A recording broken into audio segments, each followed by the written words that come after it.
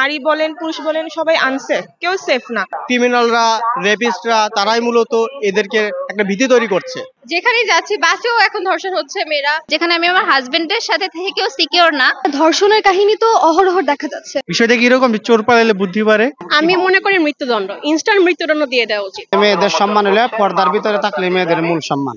ধুলো, ময়লা ও ক্ষতিকর ধূলিকণা থেকে নিমিষেই মুক্তি দেয় চৌধুরী এয়ার পিউরিফায়ার। এর শক্তিশালী সাকশন ঘরের কোনায় কোনায় লুকিয়ে থাকা সকল ধুলা টেনে ফিল্টার করে এবং বের করে আনে নির্মল ও স্বাস্থ্যকর হাওয়া। দেশের বর্তমান পরিস্থিতিতে দেখা যাচ্ছে যে বিভিন্ন সোশ্যাল মিডিয়া এবং গণমাধ্যমে ভেসে বেড়াচ্ছে নারীদের নিরাপত্তাহীনতার কথা। গেল 21শে ফেব্রুয়ারি শহীদ মিনারে ফুল দিতে গিয়েও ধর্ষণের শিকার হয়েছেন এই বাংলাদেশে। আসলে এই বিষয়গুলোকে কেন্দ্র করে সাধারণ মানুষের কাছ থেকে জানার চেষ্টা করব আসলে তারা এই বিষয়গুলো নিয়ে কি ভাবছেন। এটা তো লাউড অ্যান্ড ক্লিয়ার, বর্তমান অবস্থা খুবই বাজে। এখন আমাদের দেশে নারী বলেন পুরুষ বলেন সবাই আনসেফ, কেউ সেফ না। কেউ হচ্ছে ধর্ষণের কবলে পড়ছে, কেউ হচ্ছে ছিনতাইকারীর কবলে পড়ছে। নারী পুরুষ শিশু কেউই সেফ না। আমাদের হচ্ছে এখন নিজেদেরকে স্টেপ নিতে হবে, যেহেতু সরকার হচ্ছে ব্যর্থ আপাতত। ওনারা কি করছেন আমরা যেহেতু জনগণেরা জানছি না, সেহেতু আমাদের নিজেদের জন্য নিজেদের সেফটিটা আগে হচ্ছে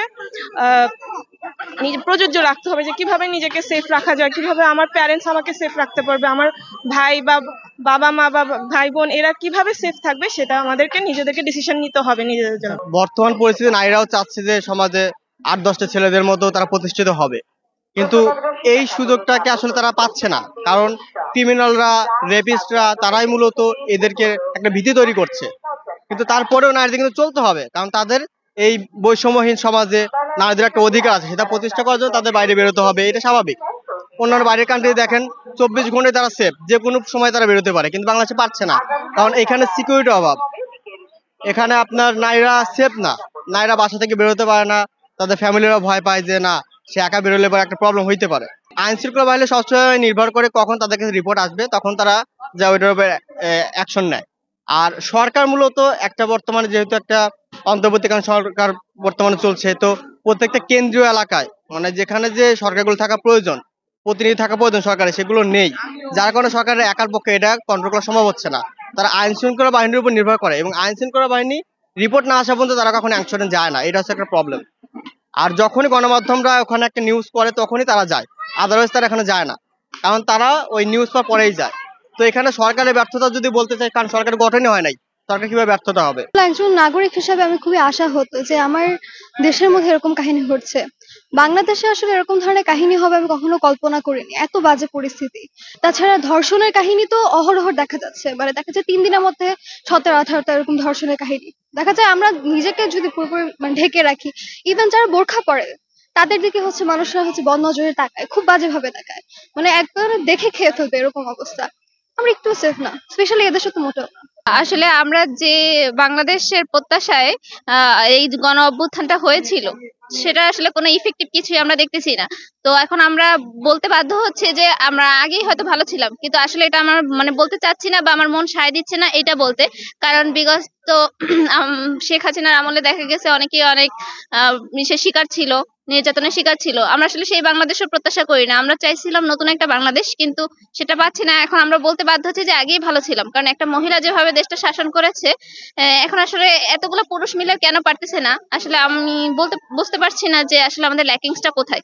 আসলে সচেতনতা দিয়ে সেফটি, যেখানে আমি আমার হাজবেন্ডের সাথে থেকেও সিকিউর না, সেখানে আমি আসলে খুবই আশাহত, আমি খুবই ইনসিকিউর ফিল করতেছি যে আজকে বের হয়েছি, সাথে অনেকজন ছেলে আসছে, তাও আমি সেফটি মনে করতেছি না, হয়তো সন্ধ্যার আগে আমাকে ঘরে ফিরতে হবে। সামগ্রিকভাবে বাংলাদেশের যে আইন শৃঙ্খলার পরিস্থিতি, সেই পরিস্থিতি অনুযায়ী বাংলাদেশের নারীরা নিরাপদ নয়। শুধু নারী নয়, আমরা পুরুষরা পর্যন্ত নিরাপদ নয়, কারণ আপনি রিসেন্টলি দেখেছেন যে বিভিন্ন জায়গায় ছিনতাই হচ্ছে, ডাকাতি হচ্ছে। সুতরাং শুধু নারীরা বিশেষভাবেই যে এখানে নিরাপত্তাহীনতায় ভুগছে এটি ব্যাপার নয়, সামগ্রিকভাবে আইন শৃঙ্খলা পরিস্থিতি অবনতির কারণে বাংলাদেশের জনগণ নিরাপত্তাহীনতায় ভুগছে। তো এই পরিস্থিতির যখন স্বাভাবিকভাবে ফিরে আসবে, আমি যদি বলতে চাই যে প্রশাসন যখন অ্যাক্টিভ হবে এগুলোর বিরুদ্ধে, এবং আইন শৃঙ্খলা শান্তিপূর্ণ পরিস্থিতি যখন বিরাজমান পূর্ণ পরিস্থিতি নিয়ে আসার জন্য তারা সোচ্চার হবে, তখন এই ব্যাপারটা, এই সংখ্যাটা কেটে যাবে আমি মনে করি। অ্যাকচুয়ালি এখন যে সিচুয়েশনটা চলতেছে এগুলা হচ্ছে বলতে গেলে তথাকথিত আমাদের দ্বারাই সৃষ্ট হয়েছে।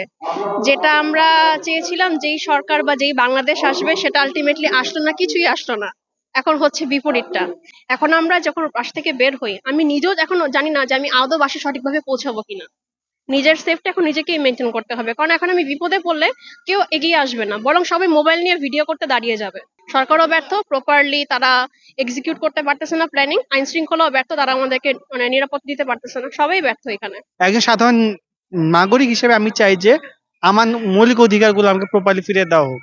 সেই জন্যই তো এত আন্দোলন হলো, সবকিছু হইলো, কিন্তু কোথায় আমার মৌলিক অধিকারগুলো? এখনো তো আমি পাচ্ছি না।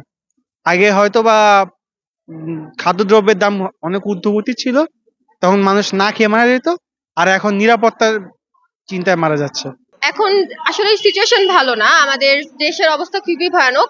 দেখা যাচ্ছে আমরা মেয়েরা কোথাও নিরাপদ না, যেখানেই যাচ্ছি বাসেও এখন ধর্ষণ হচ্ছে মেয়েরা।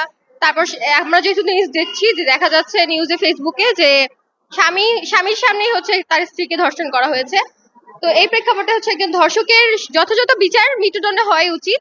আর এছাড়া দেখা যাচ্ছে আমাদের সেফটি একমাত্র সেনাবাহিনী, তারা যদি ভালোভাবে সচেতনতামূলক কাজগুলো করে, তারপর হচ্ছে আমাদের নাগরিকদের সচেতন করে, তাহলে দেখা যায় আমরা খুব ভালো থাকতে পারবো। সরকার যারা আসছে বা যাচ্ছে তারা সব দিক দিয়ে বেনিফিটেড। সাধারণ মানুষ হিসেবে আমরাই সবসময় মানে এই ভোগান্তিগুলা পোহাতে হয় আর কি। আর নারীদের অবস্থা হচ্ছে যে এখন বর্তমান বিশ্বে দেখা গেছে যে নারীরাই আসলে সব সমাজের অগ্রগতিতে ভূমিকা রাখে, কিন্তু ওরাই আজকে আমাদের এই বাংলাদেশের বর্তমান পরিস্থিতিতে নারীদেরই বেশি সেফ থাকার কথা ছিল, কিন্তু তারাই আসলে যে পরিস্থিতির মধ্যে দিয়ে যাচ্ছে, সরকার এবং আইন শৃঙ্খলা রক্ষাকারী বাহিনী বা আর্মি ম্যাজিস্ট্রেসি পাওয়ার থাকার কারণেও ওরাও কিন্তু ঠিকভাবে কাজ করতে পারতেছে না। তো সব বিষয়গুলো নিয়ে আসলে ওভারঅল ভাবে একজন সাধারণ নাগরিক হিসেবে আমি যদি বলতে চাই, তাহলে দেশের পরিস্থিতি খুবই খারাপ। মেয়েদের গড় হইলে সম্মান, যদি নারীরা বাড়ে ঢিলা ঢালা পোশাক পরে বাড়বে, তারপরে আপনার পর্দা করে বাড়বে, তাহলে একটা ছেলে মায়ের নজরে তাদের দেখবে, যথেষ্ট পরিমাণ সম্মান করবে।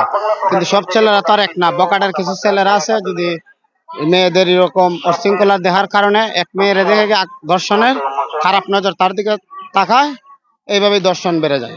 কিন্তু মেয়েরা সবচেয়ে মেয়েদের সম্মান হলে পর্দার ভিতরে থাকলে মেয়েদের মূল সম্মান। মেয়েরার কর্মর ক্ষেত্রে গিয়ে যদি মেয়েরা নিজেরা কন্ট্রোলে থাকে, এই মেয়েদের কর্ম করা উত্তম। আর যদি ছেলেদের মতন স্বাধীনভাবে চলতে চায়, তাই নারীরা উত্তম না। কথা বলছিলাম সাধারণ মানুষদের সাথে নারী নিরাপত্তাহীনতার বিষয়টিকে কেন্দ্র করে। সাধারণ মানুষের কেউ কেউ কথা বলছেন, আবার কেউ কেউ কথা বলতে চাচ্ছেন না, বিশেষ করে নারীরা এড়িয়ে যাচ্ছেন বিষয়টিকে। নারীরা বলছেন এই বিষয় নিয়ে কথা বললে হয়তো তাদের ঝুঁকি আরো হতে পারে। জামিল হোসেন জিতু, বিউটি বাংলা, ঢাকা।